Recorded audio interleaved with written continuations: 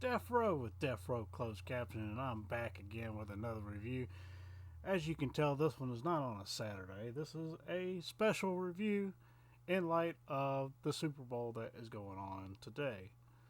Now, the movie I'm going to review is one of my all-time favorite football movies, even though it's a college football movie and a college underdog football movie called Necessary Roughness. Now, before I get started on this review, please remember to like, subscribe, and share. Hit that notification bell so you can see the other weird reviews that I do, just like this one. Necessary Roughness, 1991, starring none other than Scott Bakula as Paul Blake, the main character that you first see come up on the screen right here. And then you got, let's see, we're going to go down the line. Here we got Hector Alonso. I don't know how to say his last name correctly, but he plays Coach Ed Gennaro. Robert Lagoya plays Coach Wally Rigg. Harley Jane Kozak plays Dr. Susan Carter. Larry Miller plays Dean Philip Elias. Sinbad himself is Andre Krim. Fred Thompson plays Carvel Purcell. Rob Schneider is Chuck Niederman. He's the commentator up in the booth. Jason Bateman plays Jarvis Edison. And, of course, you got the hot Kathy Ireland playing Lucy Draper, which you will see why she's in this movie later on. Anyway, we start off. Necessary Roughness, 1991. Starts off with Scott Bakula's character. As you can see, he's just like out in the field after getting done with a day's work, throwing a football at a dummy that he has like on a spring of some sort. Basically doing this right here, and throwing the ball at the dummy, and basically it's got like on a spring, and it just comes back and forth. And like basically he hasn't forgotten, and he loves football enough to be out there doing it every day after he's done with his work, basically. And you find out why exactly he's out there and when not playing football instead. And then they cut to this, ESPN thing with the Texas State University, which is, the Fighting Armadillos in this movie. Basically, the whole football team is let loose, coaches fired, because of all the scandal, the payoffs, the using of steroids, and I mean they were just doing everything and just everything not by the book. They were doing it, and so the entire team was let go. The coach is fired, and they basically don't have a program at this point. Well, enter with who they call straight-laced Coach Ed Gennaro, and the guy who runs the programs at the College of Texas State University approaches him after this interview at ESPN and asks him, "Hey, here's your chance to put together a team just the way you want it. You want to run it straight laced." And the whole reason Ed Gennaro as a coach, was let go along with Coach Wally Rigg from the last coaching job was because he was too straight laced. And he wouldn't take any. He wouldn't let the boosters do what they were going to do, and the boosters basically fired him. And the guy comes to us like, "We don't even have any boosters, so you ain't even got to worry about that."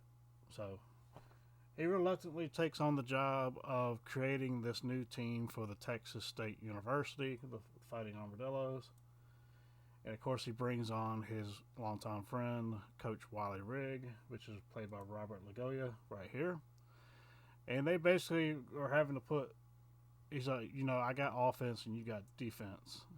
And Coach Wally Rigg, he's making the fun of the fact is I always get the small D and you got the big O. And so they basically set on to start training their team or whatever, or try to get a team together to a certain extent with actual students of the college. So that's the whole point of this, is that they can't use anybody from the outside. They can't, no more scholarships. It has to be actual students from the college that play for the football team as well. And they have to have a certain GPA, the whole 9 yards, in order to stay on this team. And so they set about trying to have these tryouts and have different people. Well, even though Coach Ed Gennaro did not want Wally messing with his offense, they don't have a quarterback that can throw. Well, the quarterback that they were trying to train there in the throwing was throwing it all over the place, and he was basically no good.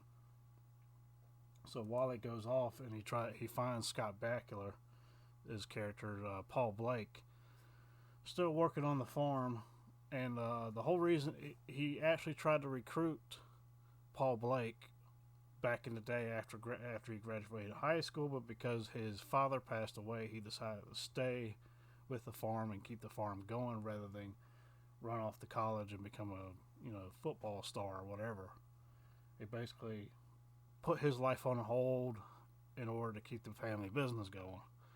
And it just so happens that Coach Wally Rigg remembered him and decided, hey, so you never even signed up for college. What if you just come back to college? And no scholarship. So, I'm guessing that Paul Blake's character has to actually pay for college to come back just so he can play football. And he takes the opportunity to do so, actually. So you see he's trying to, here's a chance to come back even though you're almost 40 or right at 40. I'm not quite sure in the movie. And he's like, come on back. Anyway, now we enter the dean, played by Larry Miller, with Dean Philip Elias. He is an even bigger stickler than Coach Ed Gennaro, which Ed Gennaro, he's a stickler for the rules, but at the same time, he doesn't try to bend the rules to make everybody look bad as well. So, but that's kind of what Dean Philip Elias is trying to do. He's trying to make it look like, he's trying to look like he's being strict, but at the same time, he's trying to be like a straight up a-hole and trying to get people in trouble.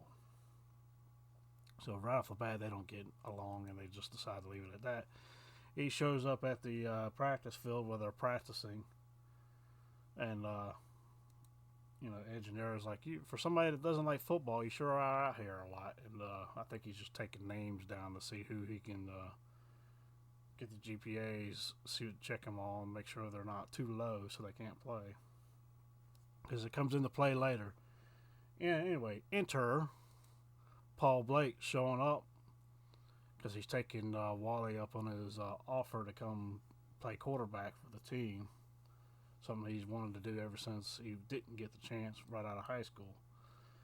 And he shows up, he sees the dean sitting there, hands the dean his transcript or whatever so he can be put, in school. And he proceeds to go over to the... he's like, I hope he... It's one of the funniest things that the coach Ed Gennaro says right here. I hope he gets younger as he gets closer. He's like, I don't know about this. And he hands him the ball and tells him to tattoo somebody. And old dude, let's see, what's his name? Charlie Banks, played by Andy Lauer, makes a run for it, and he proceeds to throw the ball at him. Let's see if I can get that shot right here. And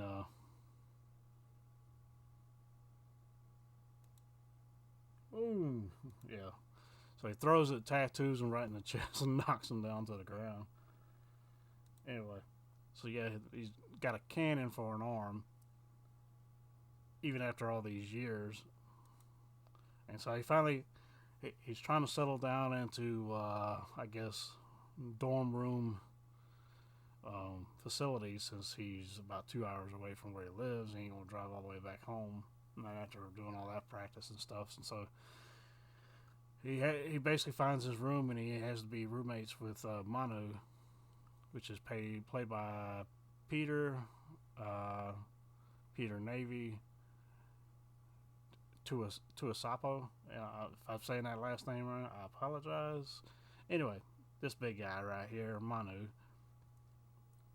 Anyway, he's trying. So so anyway, the next day they're trying to like figure out like who they're going to put on defense and offense and that kind of thing. And kind of trying to figure out what's all going on. And of course, you got this guy right here. He's like a martial artist of some sort. He's like, my master told me to I have to show respect or whatever. And he's like, put your mouth. I mean, put your show me what you got. And he ends up just like kicking everybody's butt right here. Oh, right here. See if I can.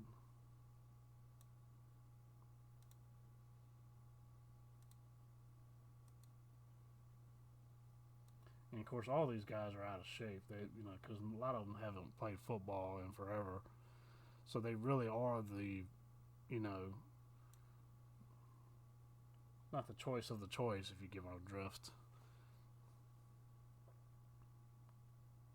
Let's see if I can get back right here. Here we go. I'll get this spot right here. Here's the martial artist dude. He's just like, well.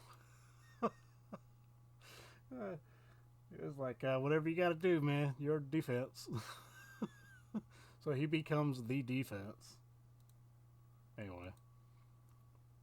Anyway, so after they get done training and everything, he's like passing by, gets hit by a racquetball that is being hit by none other than Harley Jane Kozak, playing the character of Dr. Suzanne Carter. And they kind of hit it up a little bit in the cafeteria. She thinks that he's, a teacher, academic teacher, but he's really there as a student. She's not realizing that. Anyway. And this is the part I was talking about. So, old Dean Philip Elias comes in there and says, look, you got to mark this guy, this guy, this guy, and this guy. Because they're trying to set up the defense and offense as two separate entities. But because Dean Elias comes in there and says, this guy, and this guy can't play, and blah, blah, blah, blah. And Coach Ed Gennaro, being a stickler for the rules, he's like, all right, we'll cut him. We'll see what we can do. And so they have to cut a bunch of players, which knocks them down to having to use defense and offense as one team. And only going to be like a variation of like 2 or 3 players. So basically, they have to play what they call Iron Man football for the entire season, which is basically one team plays both offense and defense with only a variation of like 2 or 3 players. And so, and that's what they kind of have to do in order to save the season and at least be able to play. And that's what they end up doing. Of course, that's not going to work out well. And of course, this is where Paul Blake comes into the classroom, and the first girl that asks him the questions like, "Hey, teacher, what's going to be what's curriculum going to be like?" And he's like, "How should I know?" And of course, the other football players are like, "Yeah, he's not a teacher. He's a quarterback." And of course, the teacher ends up being Dr. Suzanne Carter, as you can see here when she comes in. And she gets kind of mad at him because she was under the assumption that he was a athletic teacher, and he's like, no, I'm more like the athletic quarterback. And so he's like, well, I have to look at you differently now and all this stuff because whatever. Anyway, so yeah, and then of course Dean Elias, he's trying to make his move on Dr. Suzanne Carter. She ain't buying it, and she just kind of leaves him hanging. And then enter the science class that Paul Blake is taking part in, and he's talking with none other than Sinbad, playing Andre Krim, and he's a defensive player that has at least one more year left of eligibility to play, and he tries to convince him like, look, we need you, man, because we're having to play Iron Man. He doesn't tell him that we're playing Iron Man football, but he's like, look, we're short on players, we need more players, and you got one more year of eligibility left, because when he was in college getting his bachelor's, his coach sat him out for the last year and didn't play him because he was more interested in getting his bachelor's degree in chemistry and science rather than trying to play football. So he kind of didn't do his last year in football. And he goes on to tell him, he's like, man, I got my bachelor's, I got my master's, and I'm only a year away from getting, or 2 years away from getting my PhD or something like that. Not that I'm trying to, you know, uh, you know, gloat over it and anything like that. And he's like, no, I understand that, but come on, man, you you know you missed football. And so, old Paul Blake gets him to show up at the football field. And that's Coach Wally on the ground here. I had to go back a little bit because at the second he's getting old Shorty here. Let's see if I can get it just right. Yeah, right here you can see what's his face. He's the shortest guy on the team, and apparently Charlie Banks, the character Charlie Banks, is the only team player left from the original team. But he was a walk-on and he was never used. So, in fact, he didn't even make it on the roster. So, he wasn't cut when the team was let go, and so he was only team member left from the original team that got sacked or whatever. And you see him; he's like fighting up against this what he's standing. What's his face? God, I can't remember it. Coach Wally standing on this, and he's like trying to make it move, and it's not moving. And he's like, eat some meat and all this other stuff. He's like, do something, and he can't get it to move. And then he's like, all right, move on, or whatever. And then old Sinbad comes up next, and he's like, I'll show you how to move this, old Sinbad. He's like, wow. Knocks him on the ground. And Krim is back. And that's the small dude that you saw earlier trying to push that thing out of the way and wasn't going nowhere. Anyway, so they're playing the first game. First game doesn't go well, obviously. They can't get in the first game they can't even get any of the plays right. So Paul Blake just makes up a play on the fly to get them going. And because he does that, Coach Ed, I'm just gonna call him Coach Ed. I'm trying to repeat the whole damn thing. Coach Ed just tells him to sit out the rest of the game or whatever, and so that's what he ends up doing because he basically didn't follow his guidelines, or follow his rules to run the play no matter what. Even if it wasn't working or they weren't getting it, they needed to run the play. Anyway, so he sits out, Paul Blake the entire first game. They show up the next day, and old Dean Elias sends him Texas penitentiary prisoners to play with them as practice. And they just basically, they don't even make one play. They just they start beating the shit out of them on the field. And of course, the next game is up, and as you can tell, they ain't looking all that great. And you see Jason Bateman right there as Jarvis Edison. And Rob Schneider playing the commentator for the games here. It's pretty funny. He does say some pretty funny stuff in this movie. Well, and of course, they're trying everything they can to get these guys in shape, including aerobics.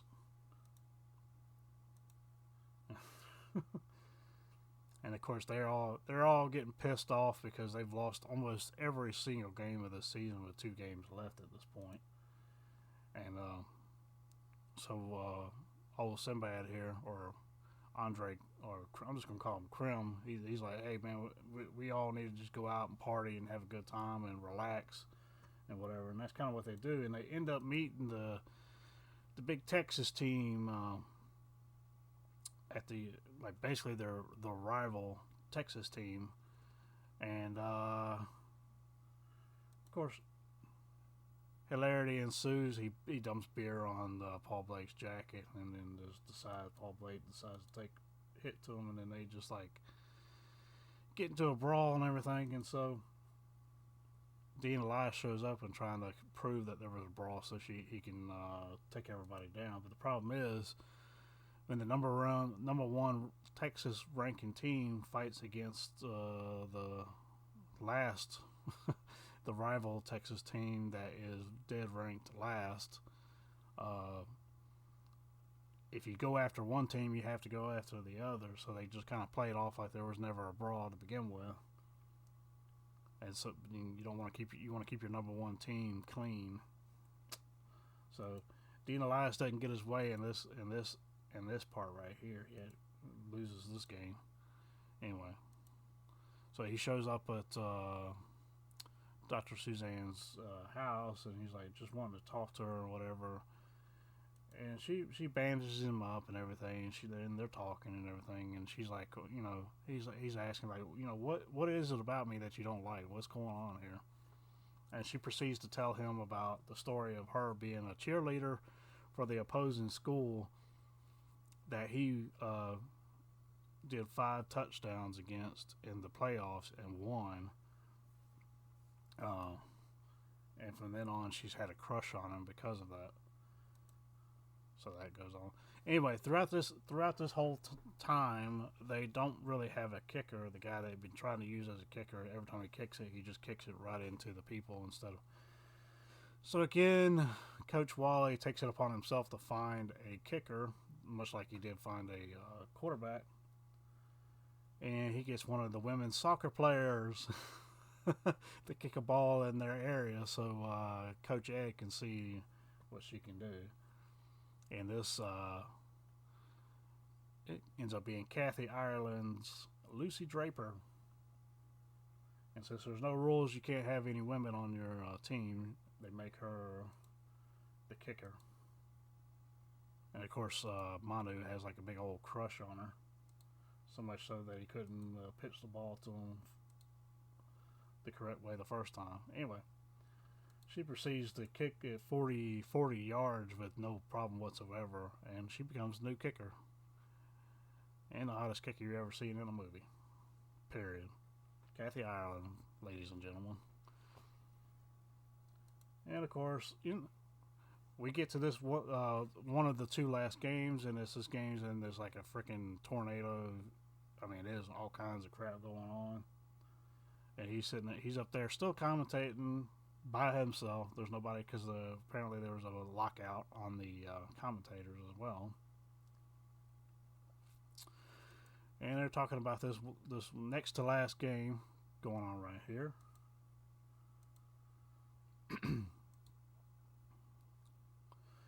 And they barely get to the end of it, and they tie. And of course, she's waiting. They tie by her 3-point field goal kick. They tie at 3-3. It's the first time they haven't lost a game this whole season, and she's waiting to use the shower. And so Manu, being having a big crush on her, he decides to basically, block off the stall right here. If I could do it, yeah. He decides to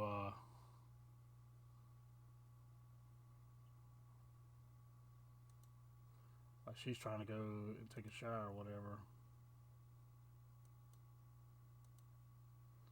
And so he does the nicest thing possible and blocks off the stall so she can go take a shower without any of the other guys trying to sneak a peek in there, basically.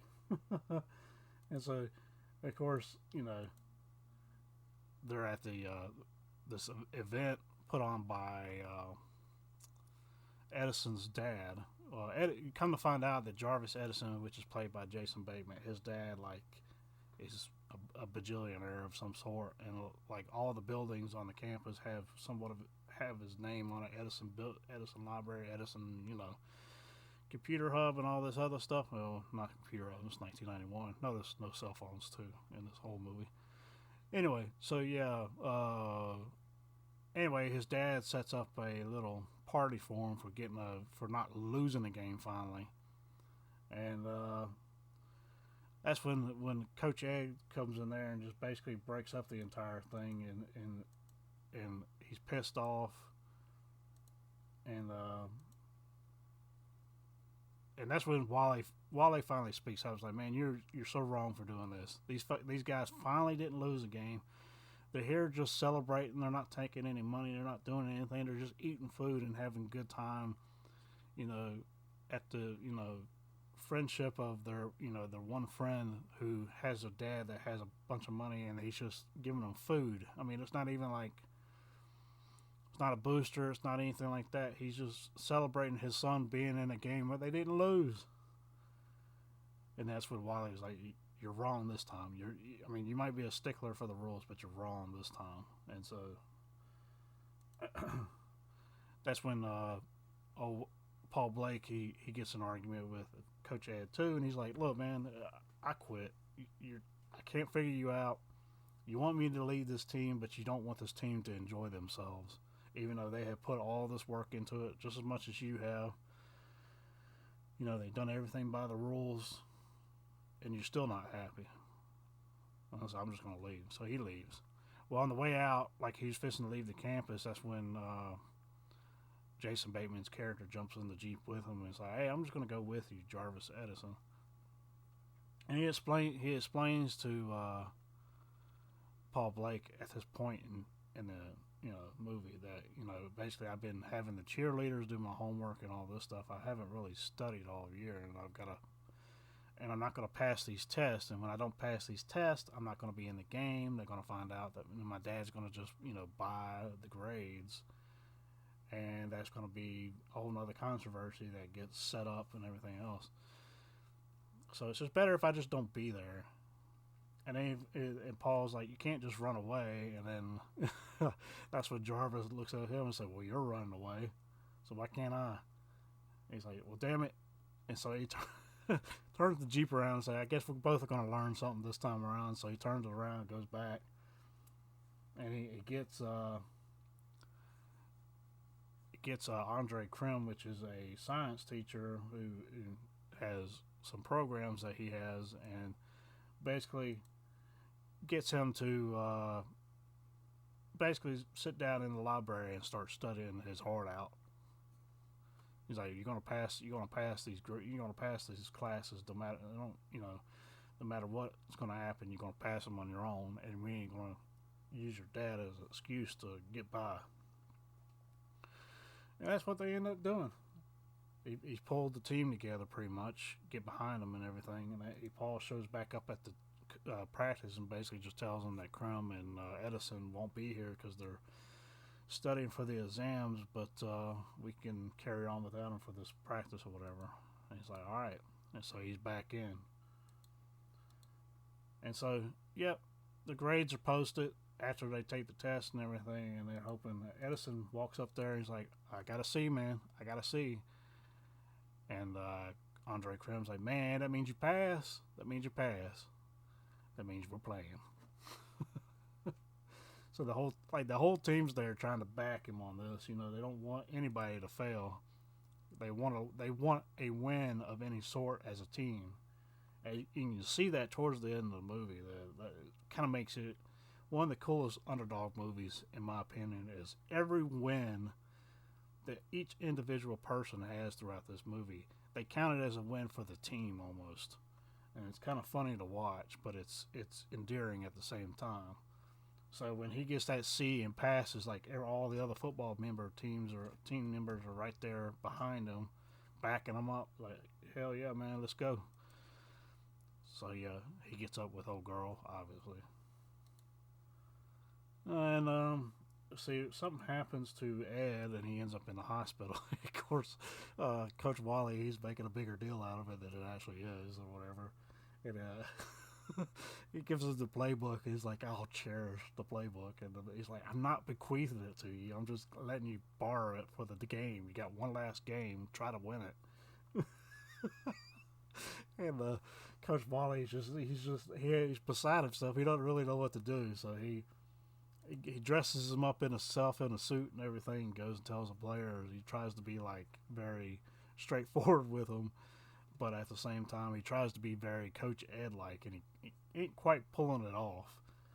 But and so they go into the first half of the game, basically getting their asses whooped in the first part of the game.